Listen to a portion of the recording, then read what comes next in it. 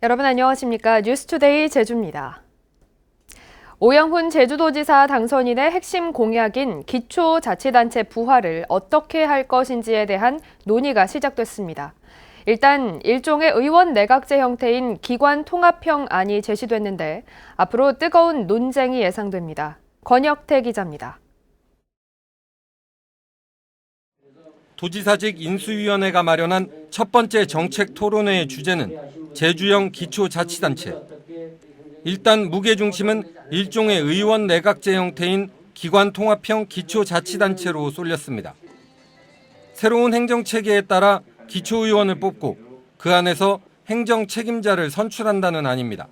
집행부와 의회가 따로 존재하는 기존 형태는 중앙정부를 설득하기 어렵다는 이유가 가장 큽니다. 제주도가 한번 기존과는 다른 기관 통합형을 통해서 선도적 시범적 역할을 하자. 그것은 중앙정부를 설득할 수 있는 명분도 되고. 하지만 당장 반론도 만만치 않습니다. 일단 전국 어디에서도 시행해 본 적 없는 제도인데다 도민 공감대를 얻기도 어렵다는 이유에서입니다. 기초자치단체장을 이제 간선제로 선택하는 방안에 대한 도민들의 불만이라든지 기관 구성을 이렇게 다양화하는 방안에 대한 도민들의 인식이 부족하다는 점, 그리고 특정 정당이 의회를 이렇게 독점할 경우에 발생할 수 있는 견제와 균형의 상실의 문제, 이런 것들을 염두에 둬야 된다고 보고 있습니다. 행정구역을 어떻게 나눌지는 대략 3가지 안으로 압축됩니다. 현재 국회의원 선거구에 따른 3개 시체제나 2개 시와 동서 제주군안, 제주와 서귀포시를 두고 각각 동서 제주시와 서귀포시 6개 시로 나누는 안이 제시됐습니다. 오영훈 당선인의 구상은 2024년에 주민투표를 실시한다는 계획. 그러나 행정구역부터 명칭, 형태까지 그 어느 것도 도민합의가 쉽지 않은 만큼 세도정 초반부터 뜨거운 쟁점이 될 것으로 보입니다. MBC 뉴스 권혁태입니다. 평화로 바로 옆에 들어서는 대형 휴게 음식점의 진출입로 허가를 놓고 특혜 논란이 이어지고 있습니다. 교통사고 위험이 높다는 조사 결과가 나왔는데도 제주도가 진입로는 허가할 수 있다는 입장을 밝히면서 특혜 논란이 더 커지고 있습니다. 김찬년 기자입니다. 지난해 5월 건축허가를 받고 터파기 공사를 진행 중인 휴게 음식점. 평화로에서 바로 들어가고 나오는 진출입로 허가를 내주면서 특혜 의혹이 제기됐습니다. 교통 영향조사를 맡은 대한교통학회는 휴게 음식점이 건설되면 주변 도로의 교통사고가 2.6배 늘어날 것으로 예측했습니다. 현황에서는 이 정도 수준의 빨간 점이었는데 확실히 이 대한 1이든 2든 심각도 높은 사고들이 더 증가하는 것은 확인할 수가 있었고요. 그런데 연구진은 음식점에서 나가는 진출로는 뚜렷한 개선 방안이 없지만 진입로는 길이를 늘리면 사고 위험을 낮출 수 있다고 밝혔습니다. 제주도도 이 같은 개선 방안을 사업자가 받아들이면 허가를 변경해주겠다는 입장입니다. 단속 차로는 40m 이상 이렇게 밀리게 되면은 1 이하로 이렇게 사고 예상 건수가 이렇게 낮아지니까 저희들이 가급적 충분히 저희들이 이렇게 해서 사고가 안 나도록 하고.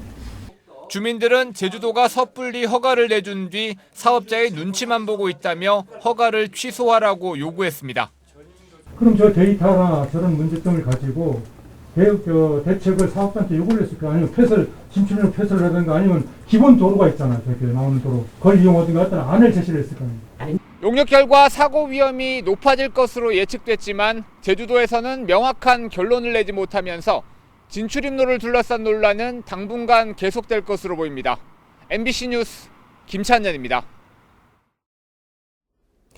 그동안 코로나19 검역을 위해 우리나라로 들어오는 국제선 항공편이 인천공항으로 일원화되면서 제주 기점의 국제 노선은 모두 중단됐었는데요. 코로나19 사태 이후 2년 2개월 만에 제주와 싱가포르를 오가는 국제 정기 직항 노선이 취항했습니다. 김항섭 기자입니다. 제주국제공항 활주로에 노란색 여객기가 착륙합니다.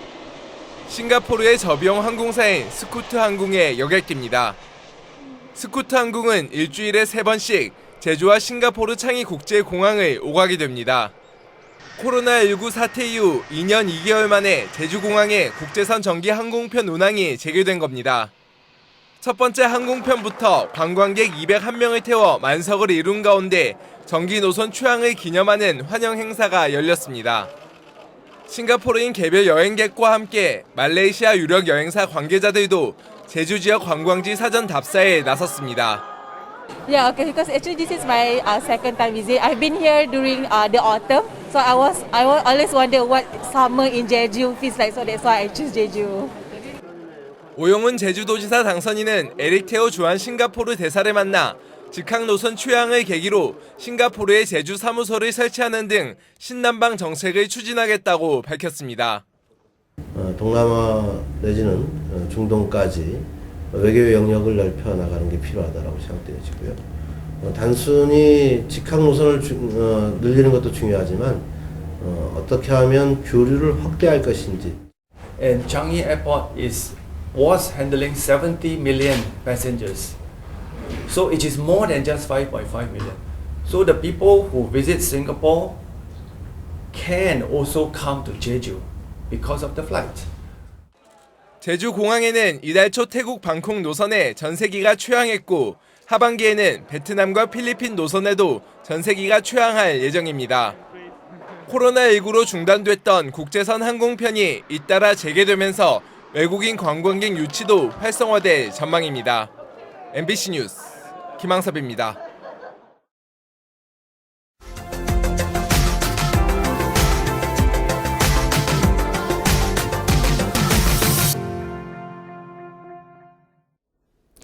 기말 시험이 일주일도 남지 않은 시점에서 폭죽과 시끄러운 공연을 동반한 축제를 개최하고 영화 촬영에 협조한다며 도서관에서 공부를 하던 학생들이 내몰림까지 당했습니다. 바로 강원도 거점 국립대학교를 자처하는 강원대학교에서 벌어진 일입니다. 춘천 MBC 김도균 기자의 보도입니다. 강원대학교 대운동장에 수백여 명이 몰린 가운데 축제가 한창입니다. 전국 10개 지방 거점 국립대학교가 친목을 다지겠다며 체육대회와 공연 등을 펼친 국가 거점 국립대학교 제전. 이 축제는 기말 시험을 불과 나흘 앞둔 지난 2일부터 3일까지 이틀 동안 강원대학교 춘천 캠퍼스 곳곳에서 이어졌습니다. 지난 2일 밤에는 각종 공연에다 불꽃놀이까지 교내가 시끌벅적 소란해졌고 대학생들의 볼멘 목소리가 터져나왔습니다. 지금 시험 기간 때 하고 있잖아요. 그래서 그런 부분에서 이제 공부를 하는 이제 학생들한테 좀 방해가 될 거라고 생각을 했거든요. 심지어 도서관에서 영화 촬영을 한다며 입구를 통제하고 로비 이용을 제한해 시험을 준비하는 많은 학생들에게 불편을 줬습니다. 2층과 3층 로비에서 공부를 하는 학생 수십 명은 영문도 모른 채 촬영이 진행되는 3시간 동안 이곳저곳으로 옮겨 다녔습니다. 공부하다가 갑자기 저희 학교 나가라 이러면은 그래서 학교 측에서 충분히 학생들에게 좀 정보를 많이 전달해줬으면 하는 마음입니다. 대학생 커뮤니티인 에브리타임에서도 강원대학교가 미리 공지를 하지 않은 점과 출입문을 통제해 불편을 겪었다는 불만의 글이 이어졌습니다. 특히 촬영 당시 도서관 어디에도 자리를 비워야 한다는 내용은 없었다며 불만을 토로했습니다. MBC가 강원대학교에 학생들이 겪은 불편에 대한 학교 측의 입장을 요구했지만 학교는 내놓을 입장이 없다고 답했습니다. 이번 사태로 강원대학교는 면학 분위기를 해치면서까지 홍보에만 열을 올린다는 날선 비판을 받고 있지만 영화 촬영은 당분간 계속될 예정입니다. MBC 뉴스 김도균입니다.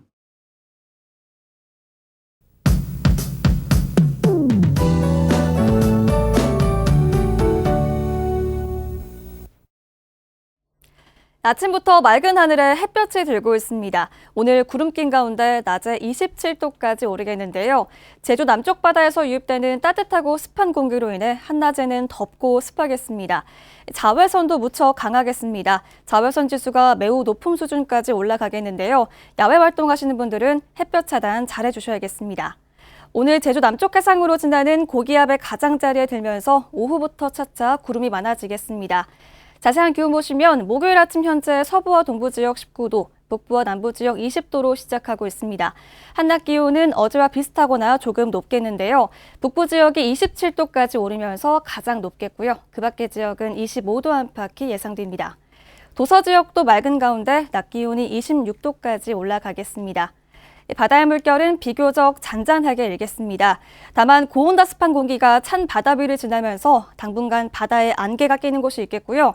오늘 바닷물의 높이가 높은 기간인 만큼 만조시각대 해안가 안전사고에도 유의하셔야겠습니다.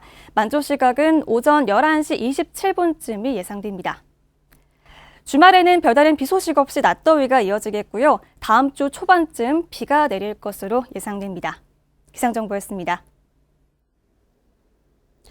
제주에너지공사는 설계 수명 20년이 지난 행원풍력발전단지 6호기에 대해 가동 중지를 결정했다고 밝혔습니다. 에너지공사는 점검 결과 설비 노후화로 대수선이 필요하고 고장 발생 시 구식 부품의 해외 조달이 곤란한 걸로 나타났다고 밝혔습니다. 행원풍력 6호기는 2000년 2월에 설치된 제주에서 가장 오래된 발전기 중 하나로 22년 3개월간 운영됐습니다. 서귀포시 성산항과 전남 녹동 항로를 운항했던 여객선 선라이즈 제주가 경북 울릉도와 후포 노선으로 항로를 변경합니다. 연안선박 현대화합 펀드관리기관인 세계로 선박금융은 H해운이 요청한 선라이즈 제주의 노선 변경을 승인했습니다. 제주도는 선라이즈 제주 취항을 위해 성산항 확장에 쓰인 예산 30억 원에 대한 구상권을 여객선사에 청구하고 대체 선사를 모집하겠다고 밝혔습니다. 제주소방안전본부는 여름철 폭염이 예상됨에 따라 온열질환 안전사고 주의보를 발령했습니다.